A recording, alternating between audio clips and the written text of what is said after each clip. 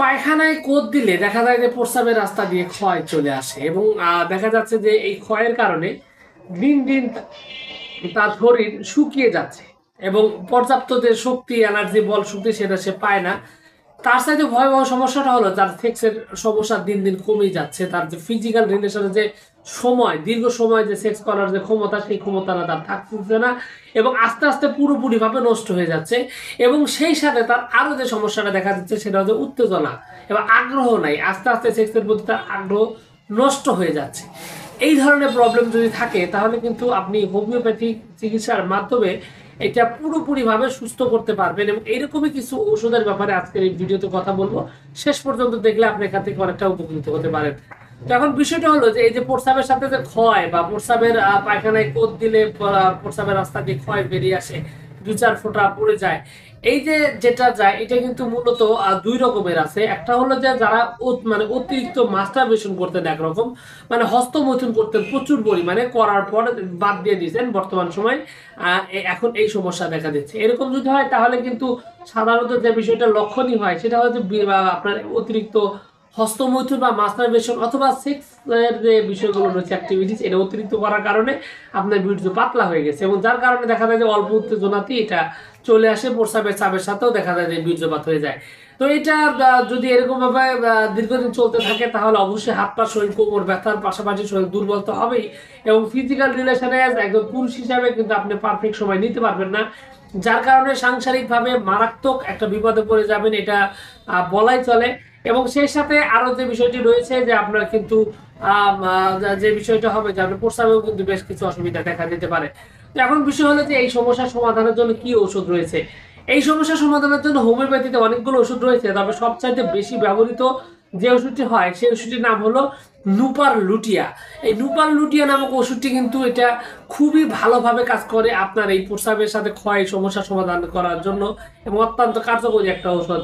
সেই সাথে আরো বেশ কিছু ওষুধের মধ্যে রয়েছে অ্যাসিড ফস, এটা কিন্তু অত্যন্ত কার্যকর এবং প্রস্রাবের ক্ষয়, প্রস্রাবের সাথে সুগার দেওয়া বা ডায়াবেটিক্সে আক্রান্ত যে সমস্ত রোগী রয়েছেন তাদের ক্ষেত্রেও কিন্তু এই ওষুধটি বলা চলে যে অন্যতম একটি পরীক্ষিত কার্যকরী ওষুধ। অ্যাসিড ফস কিন্তু এক্ষেত্রে খুব ভালো কাজ করে। এছাড়াও আপনার এই প্রবলেমটি সলভ করার জন্য সিলিনিয়ামও অত্যন্ত কার্যকরী ওষুধ। সিলিনিয়াম কিন্তু এই প্রবলেমটি সলভ করার জন্য আপনার বেশ ভালোভাবে ব্যবহৃত হয়।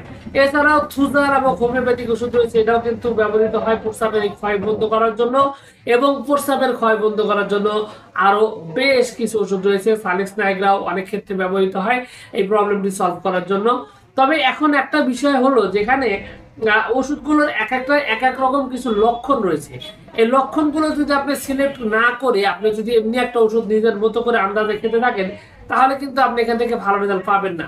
তবে এখানে সিম্পলি যে ওষুধগুলোর কথা বলা হয়েছে, যেমন নুপার লুটিয়ার কথা বলা হয়েছে, অ্যাসিড ফসের কথা বলা হয়েছে, এই ওষুধগুলো আপনি খেতে পারেন সিম্পল এবং প্রাথমিক অবস্থায়, নতুন অবস্থায় যে সমস্যাটা মাত্র অল্প কয়েকদিন যাবত হয়েছে, এখনও অতটা জটিল হয়নি, সেই পরিস্থিতিতে আপনি চাইলে ওষুধগুলো সেবন করতে পারেন, কারণ ওষুধগুলোর পার্শ্ব প্রতিক্রিয়া একদমই নেই এবং এটা অত্যন্ত কার্যকরী একটা ওষুধ, খুব সুন্দরভাবে কিন্তু আপনার এই প্রবলেমটি সলভ করে দিতে পারে।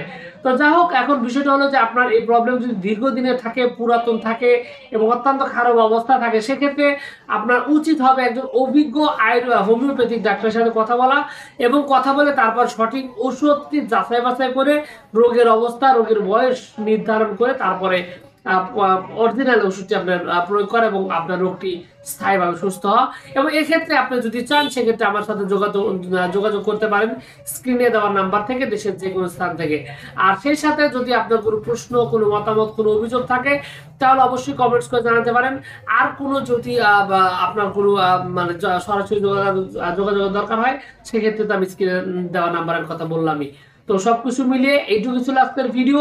আশা করছি পুরো তথ্যগুলো আপনার কাছে অনেক অনেক বেশি ভালো লেগেছে। আর যদি লেগে থাকে অবশ্যই ভিডিওতে একটি লাইক দেন। আর আপনাদের সকলকে অনেক অনেক ধন্যবাদ। আসসালামু আলাইকুম।